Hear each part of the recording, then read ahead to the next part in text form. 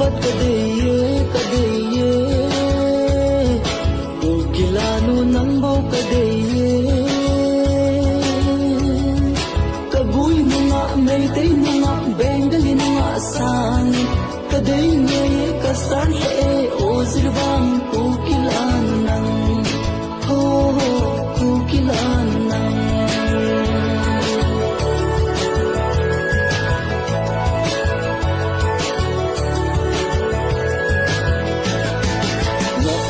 na chon chan hoi zin apha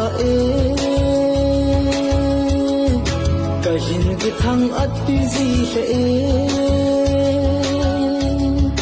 hoi lai mun na che na va na na zo sin zong na zat na nam hi na enjoy sang zin mo boy na mel ka mu nya pat ka de o kilano nang bo ka de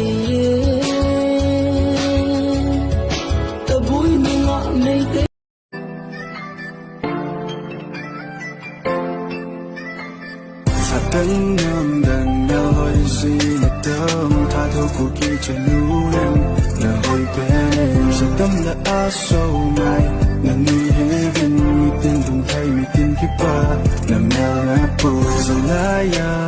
là sát bù tạ là nhẹ là nắng giang là trôi sáng nghe là trốn chân để khấn chân về dưới thấy na hi tha thô của kỳ trời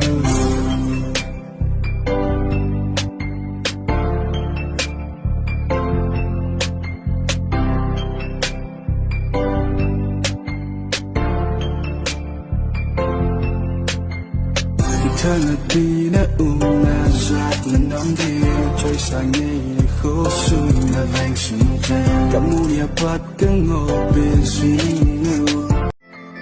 sa tấn nam đàn mèo hồi gì là tâm tha thô của kỳ trời nụ lên là hồi bé sa tâm là á sâu mai là nuôi hết viên mi tin vùng thay mi tin kiếp ba Ukilano nang baw kadeye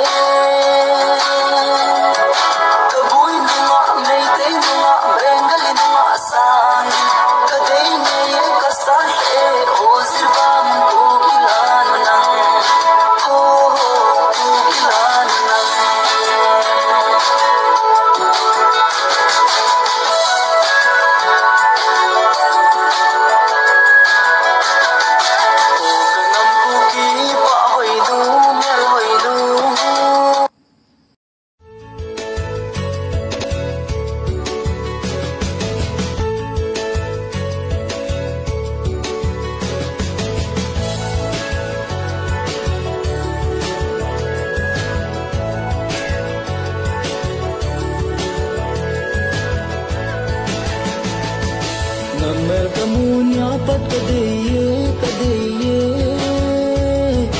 Ukilano nang baw kadeye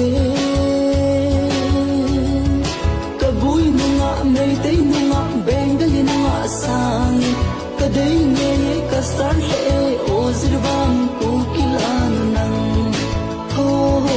ukilan nang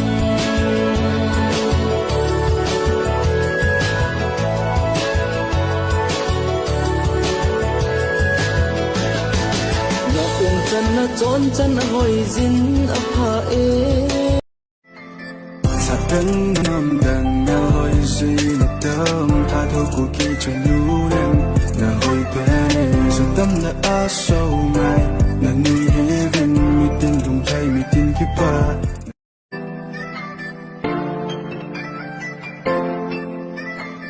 sa tấn nam đàn nhau hồi gì là tâm tha thô của kỳ trời nụ lên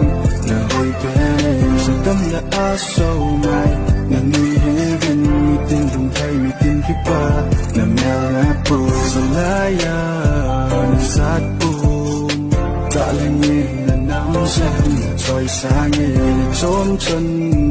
để khấn chân về dưới thấy na hi ta đâu có kỳ trời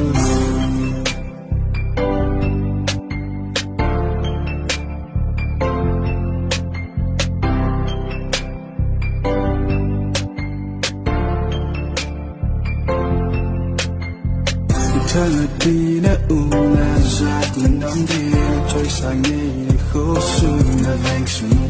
kamu ya pat kang opin si